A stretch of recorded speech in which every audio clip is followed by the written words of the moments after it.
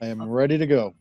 Thank you. All right. Welcome to the April 2nd, 2020 meeting of Milton Select Board. Before we begin, as we recite the Pledge of Allegiance. Pledge of Allegiance To the flag. To the flag Of of the United States of United America. to the Republic To the republic for which it Which it stands, stands, one nation, one nation, under God, indivisible, indivisible, with liberty with and liberty justice. and justice for all. All right, thank you for that. One additional thing before we begin. You will notice that beginning today, the flag at Town Hall and flags in the town are being flown at half staff. That is per order of the governor, and we certainly agree with it because it is being done in respect and in honor of the United States military, armed forces, military veterans, and the residents of the Massachusetts Soldiers Home in Holyoke, who unfortunately passed away this past week in Holyoke. And so I think it's appropriate for us just to take a moment to remember those brave veterans and residents.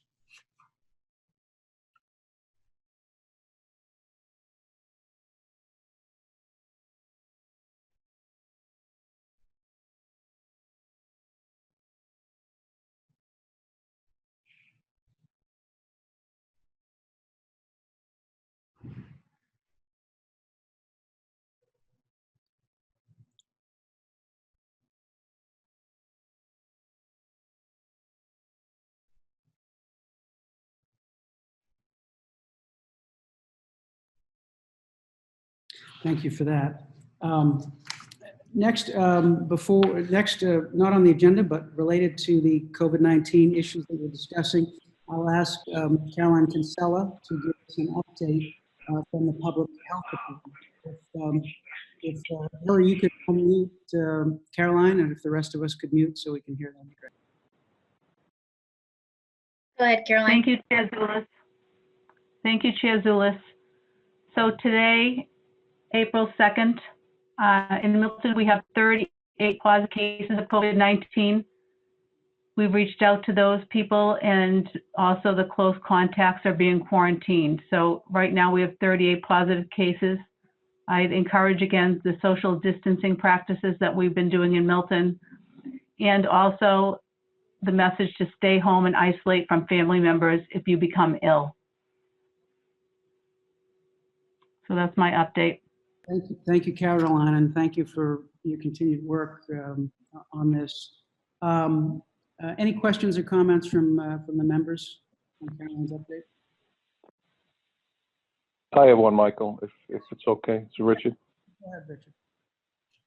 Caroline, are you okay? You all set? Is there anything you need from us at this point? Anything that you need for us to do, or to not that we have much juice, use our lobbying ability for, or anything that you need from us at this time?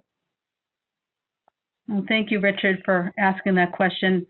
I've been very, very blessed to have 10 nurses helping me through the schools, retired nurses in the private schools, and they are reaching out to people to quarantine. So we've been very busy quarantining. They've been very busy. And my nurse, Sue, and my whole department has been fantastic. But we've been very, very busy here in the health department. And we will continue to be busy, you know, reaching out even to some of the people that tested positive 2 weeks ago.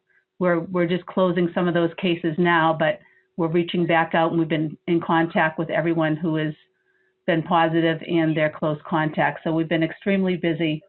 One thing that I did talk to someone today, and we are in need of thermometers. So that's something that I've talked to a couple of people, and they don't have thermometers in their houses.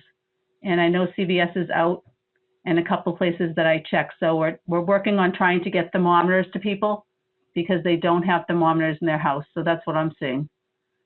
But we've been very busy, but thankful that we do get a lot of help from the nurses right now. Thank you. My department's great. All right. Thanks, Caroline. Keep your chin up. Better days are coming, Thank you. just not today. Yes, thank you. Thank you, Caroline. And we'll follow up on what we can do on the thermometers. We'll kind of brainstorm on that and see what we can do to get you get you the thermometer? What kind of volume are you looking at in terms of what you might need? You're talking about tens or hundreds or? We were hoping to initially ask for maybe 200 thermometers Okay. going forward. But we had put in our order for thermometers about 4 weeks ago. I saw this coming and those weren't filled. And so, we're just hopeful maybe the state can provide some thermometers. So I'm hopeful of that maybe in the next week or two, because the stores have run out of thermometers. All right, we'll put some resources on that and see what we can do to get that need met. Thank you so much. Any other questions or comments from members? The only, Carolyn, one more, Richard, one more question. I talked to Teddy Carroll from Fallon earlier in the week. I don't know if this is a help to you, but I believe as of next week, they may be able to go out and actually do testing at people's houses, and you might be able to touch base, and he just wanted me to relay that to you today. That's great. I had heard that might be in the works, so I'm glad to hear that. I am, because there definitely needs to be more testing and more availability of tests. So that's good news. Okay, thanks again. Thank you, Richard. Any other? I'm good, Mr. Chair. Thank you, Richard. Any other comments or questions from the members? Thank you, Caroline, and thank you for all you're doing. And we'll obviously be in touch daily as we go forward. Thank you so much. Take care. Without objection, we'll move to item 3, which is the discussion of the town meeting quorum and remote participation, because we have town moderator Bob Hiss and town clerk Sue Galvin on the line, so it's going to keep them longer than we need to. I'd like to move to item 3, which is that discussion. So Hillary, if you could take Bob and Sue off mute. I'm not sure who is best to tee this up, if it's Mr. Dennehy or Mr. Hiss. Maybe Bob, is this something that you want to tee up for an initial discussion, or do you want us to do that? Yeah, I'm happy to do so. I've got a little slide I can share. I've just been assembling some options and some research that's coming in from the Mass Moderators Association. That's great. But the host has disabled participant screen sharing. If I could have that back. Hillary, could you allow Bob to share his screen? Or Mike Lynch? I'm looking to see if I can do that, but I think it's a meeting-wide setting. Okay, then I'll talk it through. So I thought there might be 5 options. The simple one, and by the way, the criteria are: when the governor issues an all clear is one criteria. Second, town meeting members are comfortable with a large group indoor meeting for what could be 3 nights, however long it lasts. What technologies might we need? And then lastly, kind of description and special instructions about how the meeting works. So option 1's the obvious one: high school auditorium. The governor issues the all clear by June, and a large number, sufficient, we have to have 140 for quorum, members are comfortable coming into a large group meeting indoors. If those 2 things happen, technology is the usual, it's a business as usual meeting. Second option, let's say the governor issues the all clear, but we find out that we don't think we're going to get a sufficient number of members, 140, to come into the high school auditorium. We could try the field house. Mike Dennehy checked with Bill Ritchie. It's about 30,000 square feet in there. If you imagine you put 200 people spaced with a large distance across the room, we could then run it like the high school graduation or the sports banquet is run. Rent a bunch of chairs, similar technology, 10 to 15 feet between all the members. We could do the math, but there's a potential to get the 140, perhaps a couple hundred in there, if they're comfortable having a large meeting indoors in a space that big. No special technology. We need a big screen to display the articles and microphones and the usual gig we do, but they could move it into the field house because I think we've got the technology. Third option, let's say the governor does not issue the all clear and we can't make one of the remotes work. You could try to do something outside. For example, it's obviously weather dependent, but you could go to the football field at the high school. imagine setting up either in the bleachers or we set chairs up out on the field. I'll get to how we might condense the meeting down to something as short as possible to eliminate the weather variable or just a cold night or whatever it happens to be. We might need a different voting approach because I'm not sure we could hear everybody with the ayes and the nays voting. We might be able to. So the one technology we could introduce in this model is something other towns do. They do a red card for no and a green card for yes. So you hold up your card if you vote in favor, you hold up your red card if you vote against. We do a quick count. Sue and I might have to work up some tellers to make sure we get the counting right in case a vote is close, but we could try to push something outdoors if we can't get the remote technology to work. So the reason the remote issue, and some towns are talking about this now, is, and Kevin Freitag may weigh in, but from the reading I see, there's no legal basis to have a meeting held, a town meeting held, whether it's representative or open, where we're not all in one place.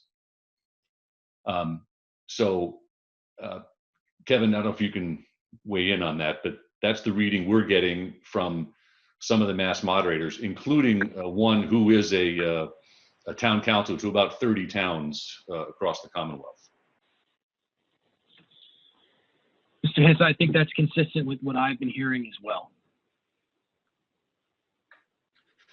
So what they're telling me is it would require a legislative change to enable some type of remote session like this.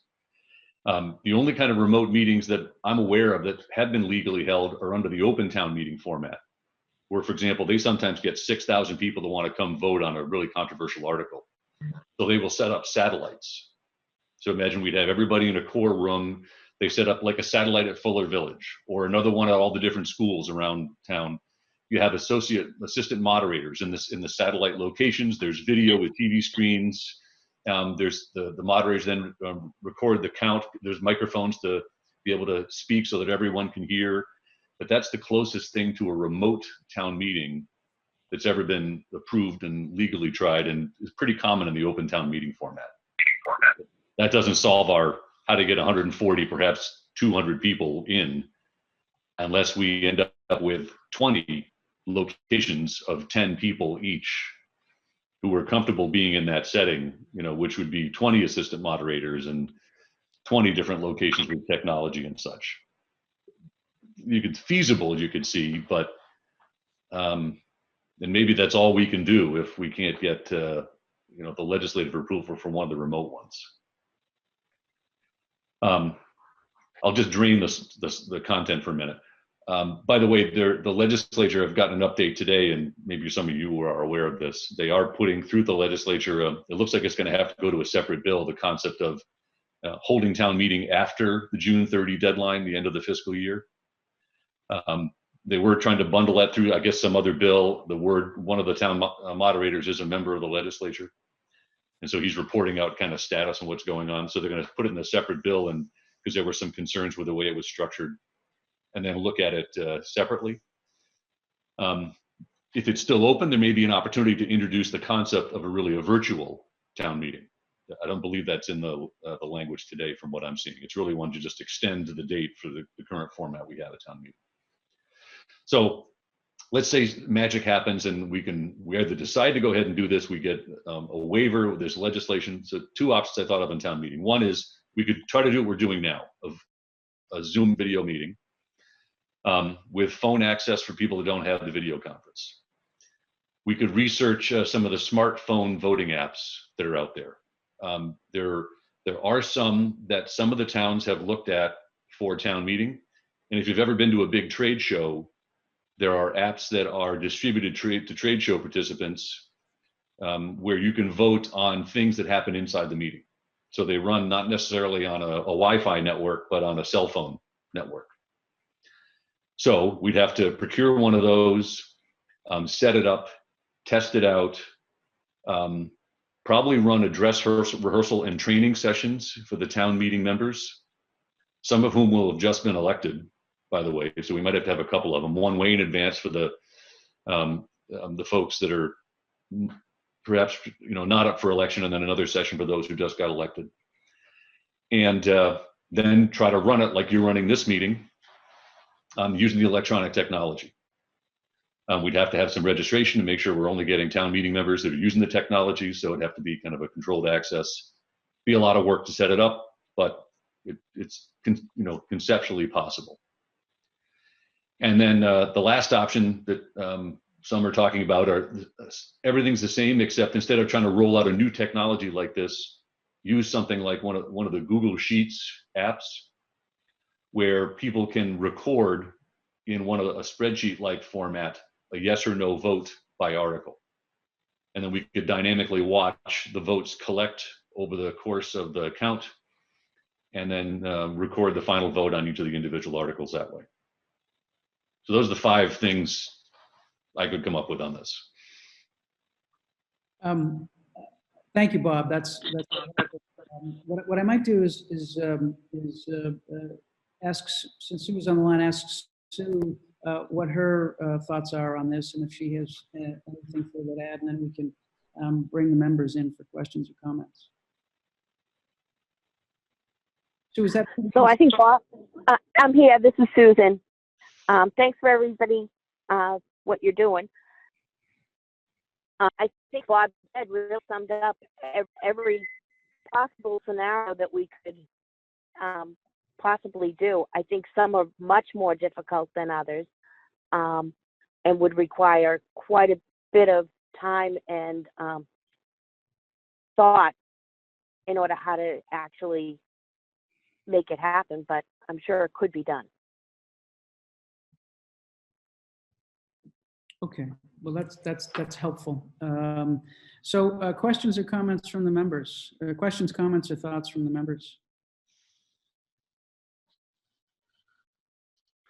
I do, Michael. Please. I have a couple. Oh, did someone else? I was going to say one thought I forgot to list is something we might try, which I'm calling kind of the fast town meeting. Go through the warrant and prioritize the articles that you as the executives of the town think are must-haves in order to enter the fiscal year. List the budget, a few critical things. Everything else that's not a must-have, we put in a separate pile. Hold a town meeting in whatever format we can, and expand the use of the consent agenda to get people in and out. So, typically we might get a dozen things. Many towns put the entire budget on the consent agenda. So we could put one for maybe 2 of those items, one for all the really trivial stuff we can just get done, another one for the entire budget, and try to vote on the consent agenda and push everything else out to a special town meeting that might occur whenever, summer, fall, something else. So you get us down to the typically 12 budget items, maybe some others, and we get 15 to 20 articles we try to pass with 2 votes, if you think the members might be amenable to it. So that was my last thought. Thank you, Bob. Richard? Okay, so thank you, Mr. Chair, and thank you, Mr. Moderator. My first point was one of the conference calls I was on yesterday talked about specifically, that's what I want to mention, is that try to get as much as you can on a consent agenda into whatever virtual type of thing meeting that takes place and get that done. Because to Bob's point about an all clear from the governor, I don't think either on the federal level, the state level, or even our level, you're going to hear the terms all clear until there's a proven vaccine. Mm-hmm. The second aspect of that is a significant, not only social distancing, the issues that we're in now, and even if it's lightened somewhat by June or July, the virus is still going to be here. Which brings me to the next point, is that a significant number of our town meeting members are in the highest risk category, which is over 60. So I think these are the one that I like the most is not that we have to decide on, is I like the consent agenda with the virtual and being able to do it. And the second one is anything outside, given weather. I think that logistically, any thought of going out into the field, Brooks Field, which has lights and a PA system, all that built in, I think just listening to you, Bob, logistically might be the easy one if you had weather on your side. But I think anything that we do inside, given where we're at, is going to have to be even that much tighter, whether it's June or July. I think anything until there is a bona fide vaccine that is, which I think, as we all know, is well over, could even be a year away. I hope not, but that's it. That's where I'm at. The virtual part, I heard you. I like that yesterday. I think the consent agenda is a good idea, and I think that just we need to keep. I think Caroline will have to weigh in on anything we do as to whether or not she thinks this is a safe thing for us to do moving forward, because we have such a diverse makeup of our town meeting members as far as age-wise and health, anything like that, anything that's even. I'm just thinking of some members that have any type of health issue at all are just in the highest risk category we can think of. So thank you for that, and thanks for all your work on that, Bob. Thank you, Richard. Other comments or questions from the members? Ms. Collins. I just wanted to say that I agree with what Richard was saying. I don't know what the ventilation is like in the field house, and so I think Caroline would need to weigh in because people really are at risk, and we don't want to be the next Biogen because of our town meeting. But I've been reading some of what might pass for legislation, and we may not have necessarily the option to look at some of our zoning articles and things. So that could really help with the consent agenda. Not that I don't want to work on those things, but it looks as if it's supposed to be the most pressing business at this point. And so that might help us if we have something outdoors and then can reschedule later in the summer. We don't know yet. Other comments? I have a question for Bob and Sue. I guess somewhat to Richard's point, how soon would we need to make a decision on this? And the reason I'm asking is, the vaccine, they're saying, is probably a year, 18 months away, but there is some thinking that in the warmer weather, possibly like other viruses, this virus might die down. So if we're talking the middle of June, it's possible that we may be able to have it in the field house or even in the high school auditorium. I think we're just kind of in waiting and seeing where this is going. So how quickly, Bob or Sue, do you think this decision would need to be made? I mean, it seems to me we should maybe wait and see what guidance comes out of the Moderators Association and from the governor's office. My sense is would trigger as follows. We'll probably know about the legislative act next week on buying more time. I don't think there's anything in it that's talking about enabling a virtual town meeting.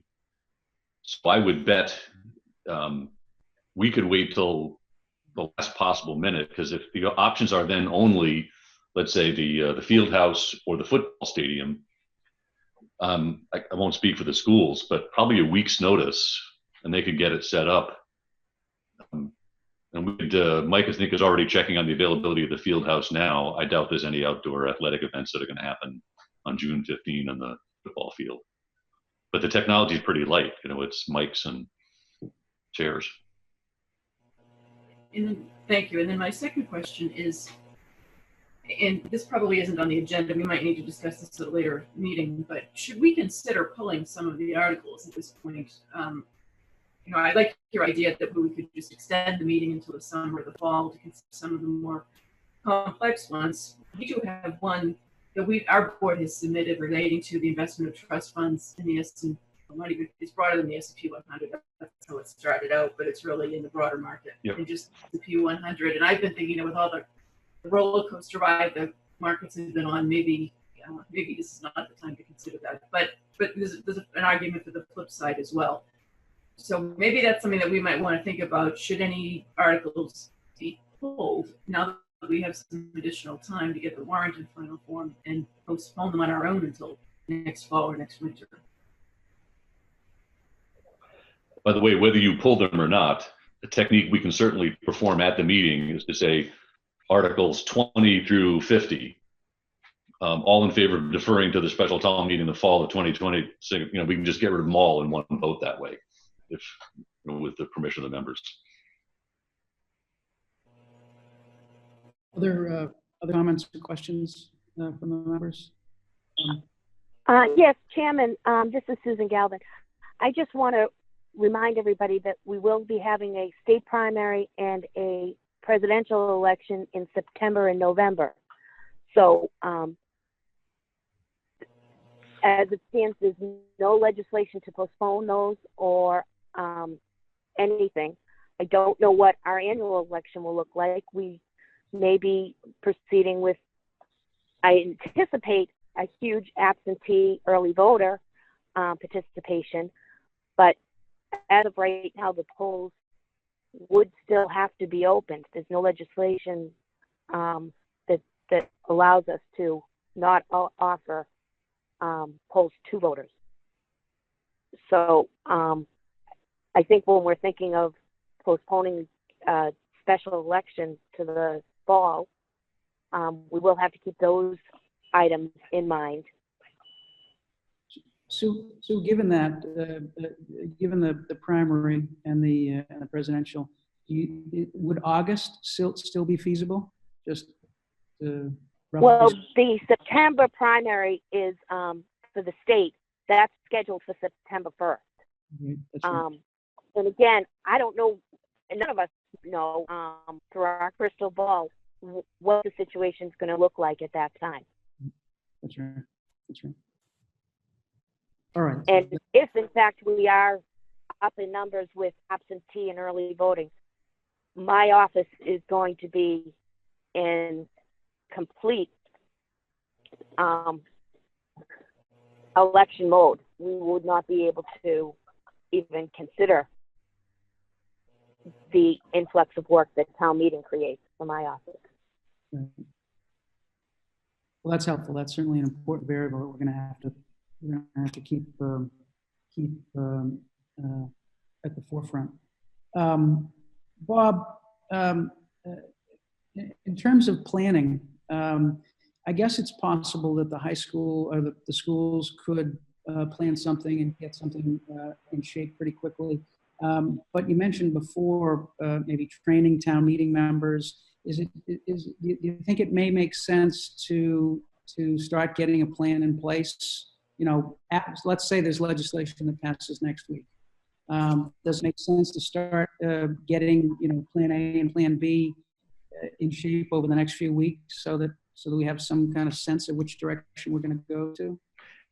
You mean if they enable a virtual or remote meeting? Or if they don't? Or if they don't. You know, just trying to make a decision earlier on whether we would go with the house or with Brookfield, just so we could start planning that out, because it may take a little bit longer to both get the sites ready and get people comfortable with it and trained on it. You know, I could perhaps with Mr. Dennehy, we could talk to Bill Ritchie, and because I think it'd be under his purview, and just find out what lead time you need in order to go rent, procure whatever they need. We can come back to you next week with that lead time.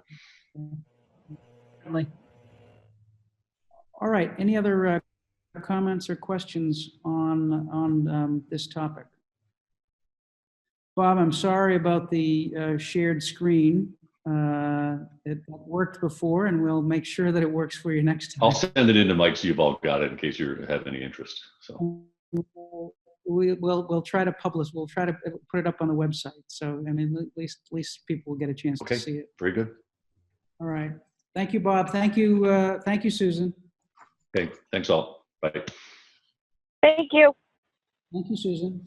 All right, item 2, discussion approval of the Civil Defense Act. This is the section 639 that we had some discussion of in the last meeting, and we received some feedback from town council on this. And so I'm going to ask Mr. Freitag to tee this one up for us.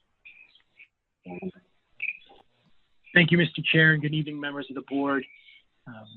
On Monday night during the meeting, there was some interest that was discussed about the Civil Defense Act, and I was asked to review the act and prepare some comments. I've done that, so I'll just now sort of proceed with a summary of the act and some comments regarding the sections of the act that I believe apply to Milton. Just by way of context, we're talking about the Civil Defense Act. It's codified at Chapter 639 of the Acts of 1950. I forwarded a copy of that to the chair of the board and to the town administrator this afternoon, so I hope you've all had at least the opportunity to take a look at it. It's pretty dense. There's quite a bit to it, so it's definitely worth reviewing. Basically, this act does a couple of different things at a couple of different levels. At the state level, it creates the Massachusetts Emergency Management Agency and the Office of Emergency Preparedness, and also provides for the appointment of a director of that agency by the governor. This is the act that the governor declared a state of emergency under on March 10th of this year. And the act also provides within it in sections 13 through 16 several provisions which relate to the creation of a local civil defense organization, but that also describe what effect a declaration of emergency under the act has on each political subdivision of the Commonwealth. That's the phrase that's used in the act. And I interpret that phrase to mean towns like Milton. So looking at the sections that specifically apply to towns, we start with Section 13. Section 13 authorizes the creation of a local defense organization. It establishes that it is the select board, and I apologize, in my email earlier today, I mistakenly said that it was the town manager. It's the select board that, in our case, given that Milton has a select board, it's the select board that appoints the director of the local civil defense organization. It also defines what the role of that organization would be, and that role is defined very, very broadly. And I would encourage all of you to look at the definition of civil defense, which is provided in the first section of the Act. It is quite broad. And under this Section 13, the local defense organization, once established by a town, is charged with essentially performing those acts and duties, if you will. And I'll come back to that in just a moment. The last part of Section 13 sort of then flips to what a town has the authority to do once an emergency is declared. And notwithstanding the town having adopted this act or created a local defense organization, the town has the ability to enter into contracts and incur liabilities in a fashion that it ordinarily would be restrained in doing so by certain provisions of the general laws. Think specifically Chapter 30B here, for instance, regarding procurement. I just would like to point out that there are already provisions, various provisions within the law that allow for municipalities to incur liabilities in excess of appropriations once a emergency has been declared. Specifically, Chapter 44, Section 31 touches on that. It should also be pointed out that 30B itself, the procurement statute, provides for emergency circumstances and the town's ability to act quickly under those circumstances by doing things like eliminating the 2-week publishing requirement, or by eliminating the requirement that RFPs issue in favor of simple solicitation of services. So there are already some provisions built into the law as it exists now that may not have existed 70 years ago in 1950 when this act was passed. Proceeding on to Section 14. Section 14 authorizes the local civil defense organization, once established, to create or to enter into mutual aid arrangements. I'm sure that Member Wells is probably, or perhaps the most familiar with these types of arrangements, having served on the police department. They're common for departments, police departments in particular, to have mutual aid agreements between municipalities so that they're able to assist one another, pursue investigations or suspects into the other's jurisdiction. In this case, this section is important because without it, local defense organizations are only supposed to act within their own jurisdiction. So this allows for the creation of an arrangement by which the local defense organization would be able to help another local defense organization combat the circumstances or the effects of a disaster within their jurisdiction. Section 15 and 15A are sort of the finance portions of the act as they relate to municipalities.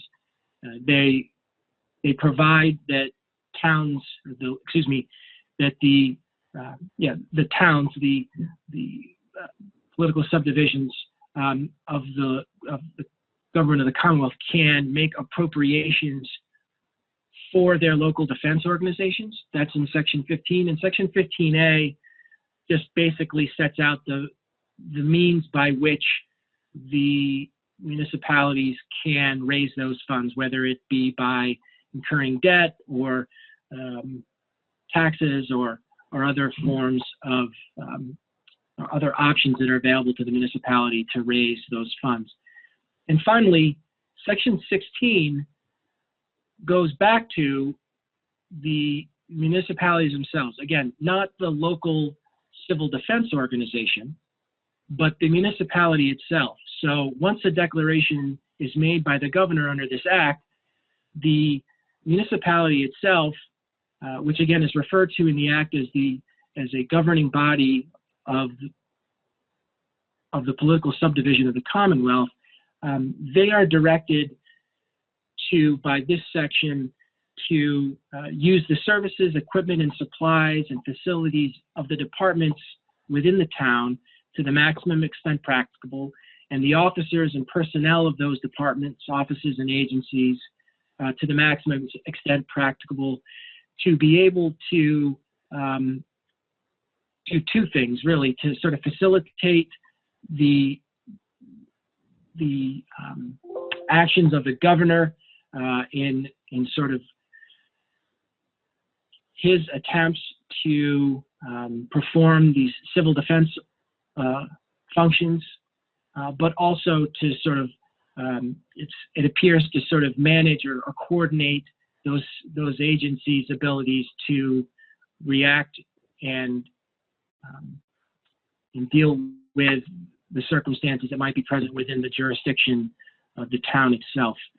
So those are the basic sections, or those are these sections, as I see it in the act, that relate to, or that could relate to Milton, if Milton were to adopt a local defense organization, with the caveat that, again, the provisions of Section 13 and part of the provision of the provisions of Section 16 and the last part of the provisions of Section 13 really apply whether or not Milton creates or establishes this civil defense organization.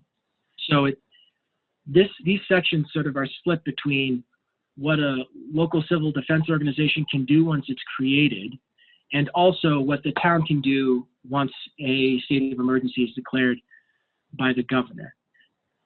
Along with the memo that I sent out, which basically just sort of captures what I've just discussed, I also sent a example of a declaration by, in this instance, Brookline, of a state of emergency within Brookline.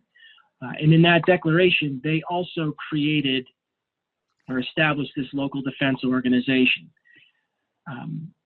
Norfolk did or acted similarly. And you can see in the Brookline case that they created their local defense organization from their select board and their director of health and human relations. Norfolk, I believe, did it a little differently. I think it's their chief of police and their select board. Neither one of those declarations specifically identified a director, but I did think that it was appropriate for the board to at least sort of reflect on what authority our town administrator already has. As some of you probably recall, in 2016, by way of special act, Milton adopted what is commonly referred to as the strong town administrator provisions, which are set forth in the attachment to my email. They are pretty easy to sort of make your way through.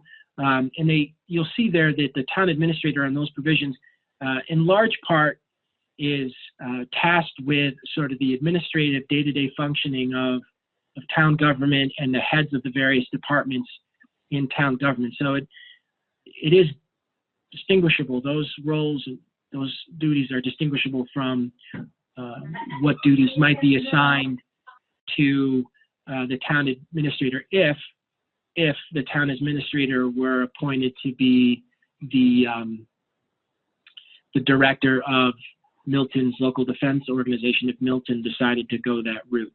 I've also attached a draft motion that the board could consider if it wanted to sort of take this to the next step and establish a board.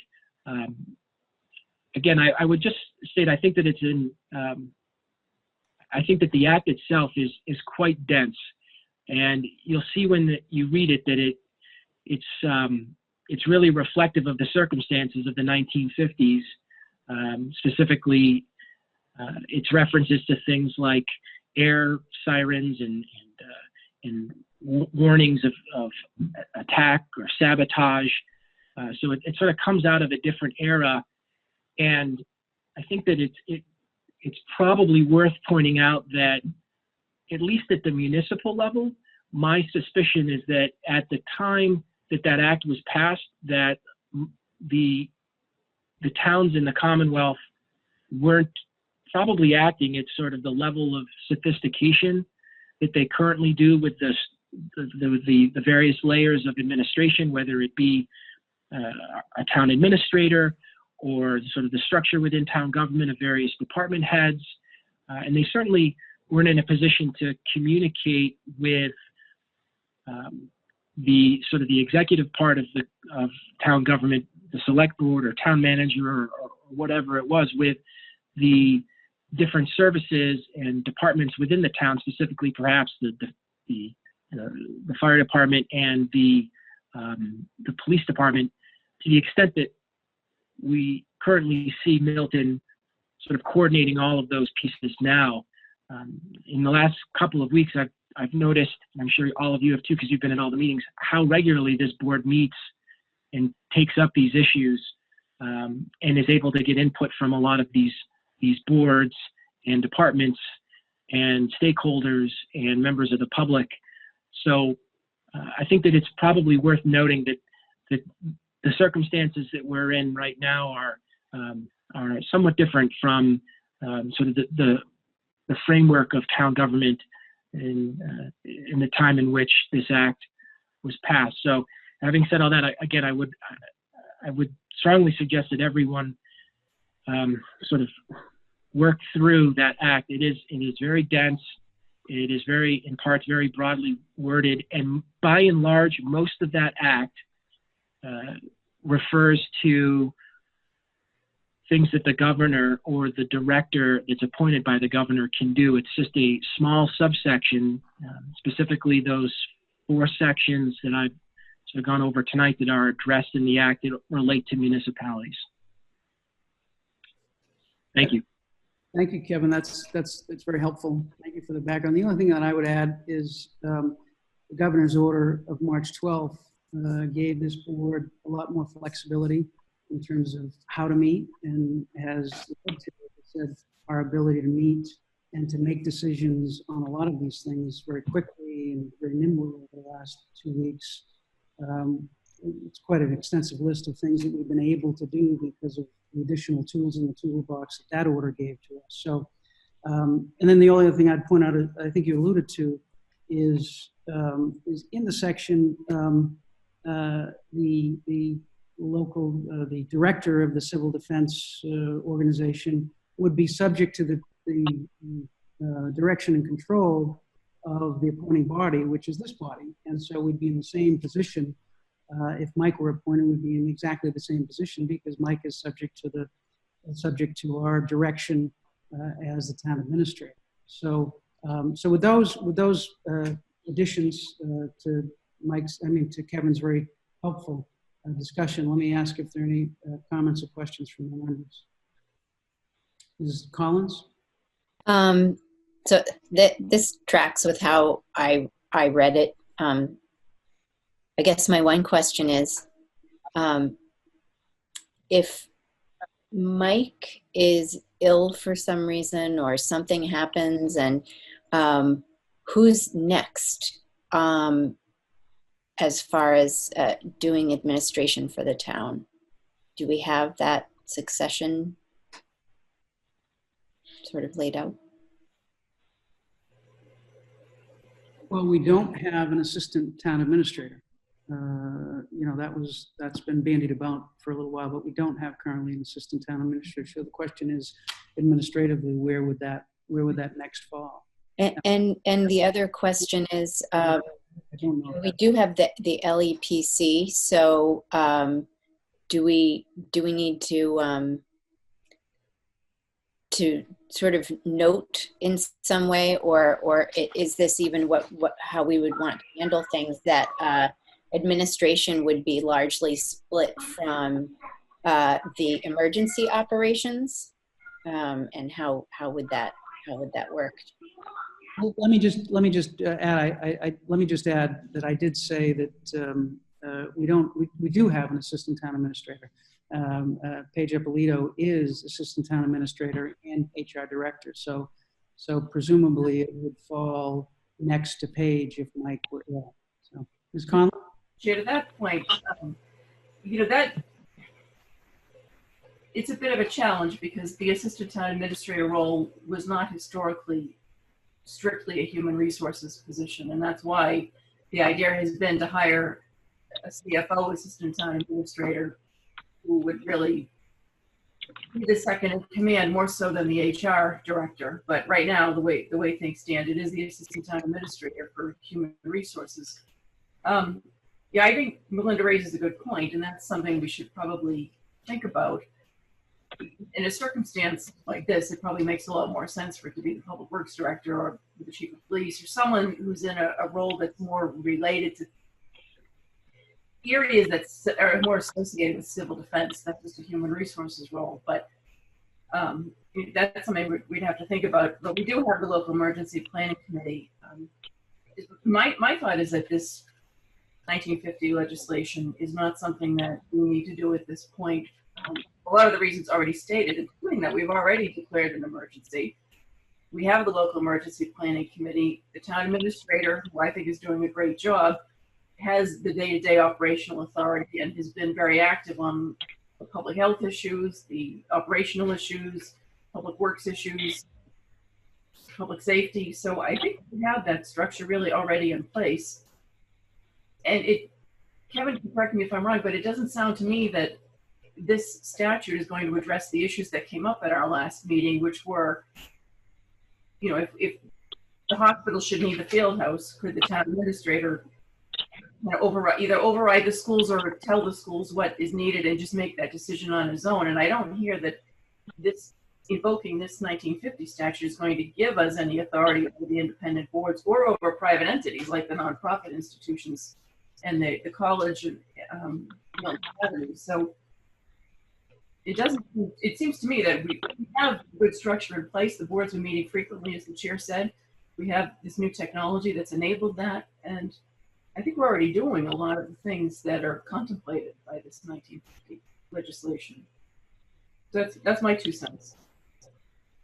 If Member Conlon, if I can just address that, I think that if you look at Section 13 of the Act, it specifically talks about services, equipment, and supplies and facilities of existing departments. And if you were to consider that something like that, like the field house perhaps, or something else, was fell into the category of facilities, it seems to me that the use of those is actually something that is being delegated to the political subdivision of the Commonwealth, i.e. the town. So the creation of a local defense organization isn't really at issue there. That would fall again to the town. It wouldn't be the local defense organization or the director of that organization's decision. It would be the town's decision. And that's already sort of where we are as a result of the declaration having been made by the governor. And Kevin, just to follow that up, that would mean that the school committee or the school administration would be the appropriate authority for us to be working with. Obviously, they'd be working closely with the town administrator, but if some resource were needed from the school department, then it seems to me that the town administrator would be working with the school administration on that. Is that correct? I think that that's correct. Okay, thank you. And just one follow-up point, it does say at the end of that section, the first paragraph of section 16, that those groups are all supposed to work with the civil defense organization, but I don't think that what's being provided there is that the local civil defense organization sort of takes all of the authority from those groups. I think that the local civil defense organization is supposed to help coordinate all of those groups, and people are being directed pursuant to this act to sort of work together to accomplish what's in the best interest of the town and public safety. Mr. Chair, whenever. Yeah, Mr. Wells. You're all wrong, but that's okay. It's not your fault. So Kevin, I talked to Kevin over this. I'm not asking, I think we're way ahead of what. So first I'll be a little history. The town adopted this way before my time. The first civil defense director in the town of Milton was Arthur Southall. And if you read chapter 1 of, just to give you a little example how it does exist in our community today, we could not have an auxiliary police or fire department if we had not adopted the Civil Defense Act of 1950, which occurred way before I came on the police department. The second civil defense director for years was Lou Smith, and the current civil defense director, which you refer to as MEMA, is in fact Max Williams. So as far as us adopting it, it already exists. In the vault at Town Hall, I told Mike Dennehy about this the other day. Lieutenant Caputo also has a copy. It's what's called the Comprehensive Emergency Management Plan. It's certified by MEMA, which today would have been the governor's civil defense director. I think we could defer this right. My only concerns were a couple of the concerns that are outlined in chapter 13, but as far as us creating it, it already exists in the town of Milton. In fact, from a historical point of view, because we had accepted in 1973, the governor and the civil defense director for the Commonwealth paid $100,000 towards the building of the Milton police station. And that, you can still find it if you went to the town report of that year, it's still in there. So I'm not looking for us to create anything that we don't have. I was just looking for us to streamline a couple of things. So I'm fine with everything Kevin's doing right now. I've talked to Mike Dennehy about this a few times operationally, and he's aware of that. But I do think this is something we're going to have to address going forward. But as far as the creation of it, it already exists in the town of Milton. As I say, you could not have a functioning auxiliary police department or an auxiliary fire department if you had not accepted this. And as I say, this predates all of us, including me. And the only one left alive that I could even think of that would have this historical aspects in this would be like either John Cronin or John Fleming, who's currently the director of Milton Auxiliary Fire, because from this act is where those came from. If you did not accept this, you couldn't have either one of them. Okay, any other comments or questions? Mrs. Collins?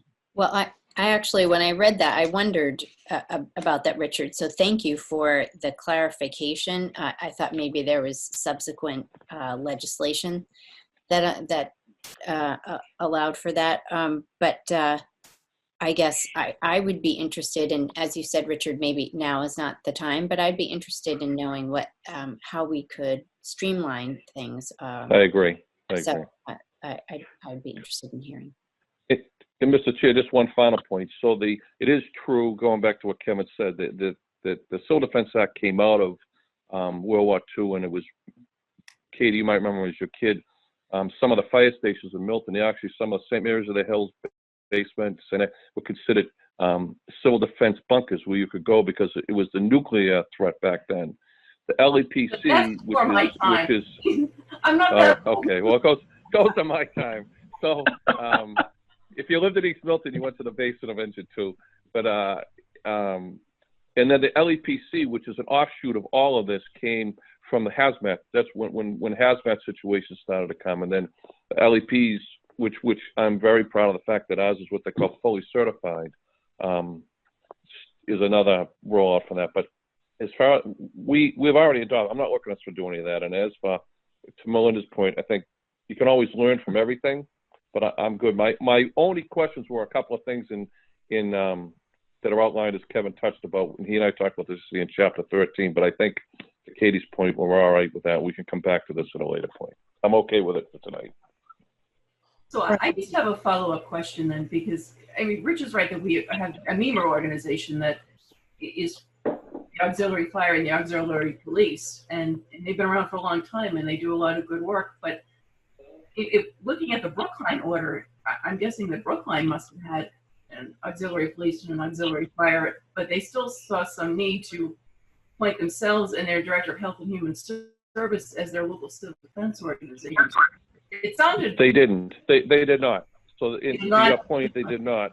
okay. But if you do a little history, you'll see Weymouth does, Braintree does, Randolph does, we do. You'll see it's the communities that have it, that haven't had to do this, but now suddenly communities that didn't have this, because if say going back to chapter 1, it was auxiliary police and fire departments were the first two things that were ever created under the Acts of 1950. But I'm good for now. The reason this came up at the last meeting was that we wanted to talk about whether the town administrator should have the authority over the schools and Milton Academy and some others if resources were needed. So it sounds like we're all in agreement that that's not addressed by this statute. And the team. So one thing I will say, really have that authority. Is that correct? Because I think we're all saying the same thing at the end of the day here. I just want to go back, Kevin, and you and I talked about this yesterday. I think actually the person in this situation who truly has the authority about any of that, taking a school, using a facility, shutting someone down, is Carolyn. This is a public health emergency. She has the laws and the ability and the enforcement capability for anything in this current existence comes from her, which is why you see Secretary Sutter is, front center right next to the governor every day on the state level. Yeah, I think actually it would be the Board of Health, but that organization certainly. All right. Any other comments or questions on this issue? Seeing none. Thank you, Kevin, for that. And we can move on to item 4, which is contacting the legislators about budget assistance. And Ms. Collins, did you want to frame this, or I think this was this kind of a general legislation. I'm not sure there's any update legislation, but I don't think I asked to put this on here. It just all right. It just came up.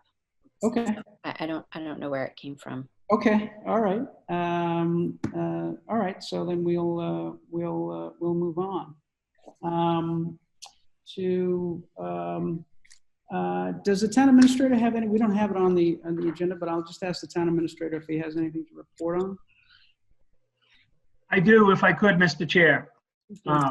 I won't be long, just a couple of things. I think it's time to publicly thank our solid waste, recycling and yard waste collector, Sunrise Scavenger.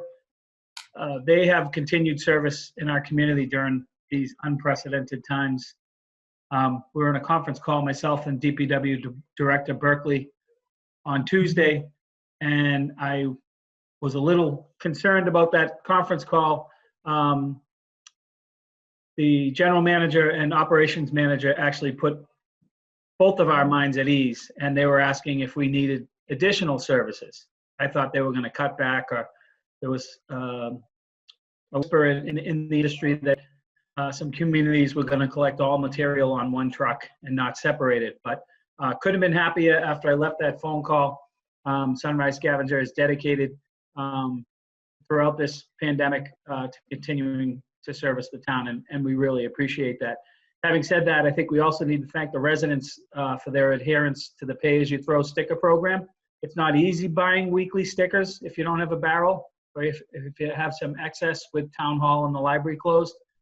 They are available at many of the outlets in town, so I appreciate and applaud the residents for continuing to adhere to that pay-as-you-throw sticker program. Secondly, weather forecast for the weekend, as many of you know, are such that many who have diligently stayed at home may likely venture out. The town asks that the public understand that our parks remain open only as passive parks to be used for walking and exercising, not for congregating. The tennis and street hockey courts have been locked, and basketball hoops have been zip tied. Talked to Milton Police today. They're going to be providing a presence at each park to ensure that social distancing is the theme and that people aren't congregating. But knowing that the weather is going to get a little bit better over the late weekend and into early next week, we need to continue to ask people to do the right thing and stay at home if possible. It continues on, that as this pandemic carries on and the residents of our town are hunkered down, I'd really like to remind all the seniors and veterans in town, if they need any assistance, that the Council on Aging and Veteran Services Department are both there to help. There's no issue that's too small. And we just, as this goes on, people run out of things, people need help with certain things, please reach out. Christine Stanton and her group at the Council on Aging can be reached at 617-898-4892. And Kevin Cook, our dutiful Director of Veteran Services, can be reached at 617-898-4939. Thank you, Mr. Chair, members of the board. Okay. Along the lines of topics not anticipated, I did hear from Senator Timilty this afternoon that the legislature is considering the municipal aid bill. He's presiding over the Senate during the consideration of this bill, and he's also apparently there's another bill that is currently in the Joint Committee on Public Safety on ensuring that first responders, including firefighters, who contract COVID-19 in the course of this crisis will be considered, that will be considered disability, and that would receive all the benefits that they would receive. And apparently that bill is in the Committee on Public Safety, and Senator Timilty is one of the co-sponsors, and so we'll see how that proceeds. We'll see how that proceeds going forward. So that's all that I have. What I'd like to do is we wanted to do an update on Governor Stoughton, but we also have an executive session. So what I'd like to do is suspend, before we go into executive session, suspend the select board meeting and go into Governor Stoughton, and then come out of Governor Stoughton and go back in for executive session of the select board. So with that, I will entertain a motion to suspend the select board meeting for the purpose of going into the Governor Stoughton trustees meeting. This is Melinda Collins, so moved. I'll second. Motion been made and seconded. All those in favor, this is a roll call vote. Ms. Collins? Yes. Mrs. Conlon? Yes. Mr. Wells? Yes. Ms. Lewis, yes. All right, so now we'll call to order the meeting that Governor Stoughton, the trustees of the Governor Stoughton trustees, and we have on a discussion of the Residents Fund and Food Pantry update. I'm not sure whether there is an update. We have on the agenda. We spoke with the representatives of both on Monday night. We put this on to see if there was any update, and I'll ask Mr. Dennehy, is there any update that you're aware of? The only update I have is good news. The $35,000 that these trustees approved, this board, is in process, and that check will be cut early next week and be deposited into their account. Thank you for that. Great. All right. Anything, Melinda?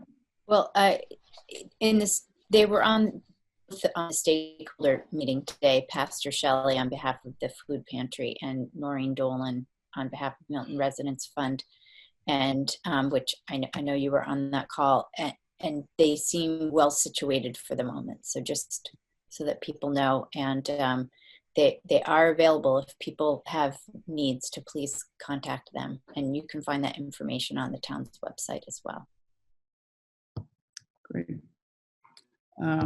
Anything else for Governor Stoughton? All right, I will entertain a motion to adjourn. So moved. Second, Linda Collins. Been made, seconded. Roll call. All those in favor, Ms. Collins? Yes. Ms. Conlon? Yes. Who else? Yes. Yes. And so now we will go back in to the meeting of the select board. And I will move to adjourn to executive session, not to return to open session, to discuss strategy with respect to collective bargaining with the Milton Patrol Officer and Milton Superior Officer units, discussion of which in open session will have a detrimental effect on the bargaining position of the board. Do I have a second? Second. Which has been made and seconded. All those in favor, Ms. Collins? Yes. Ms. Harmon? Yes. Well, Yes. yes. We are adjourned from open session, and we will be back on, if not before, we'll be back on next Wednesday, April 7th.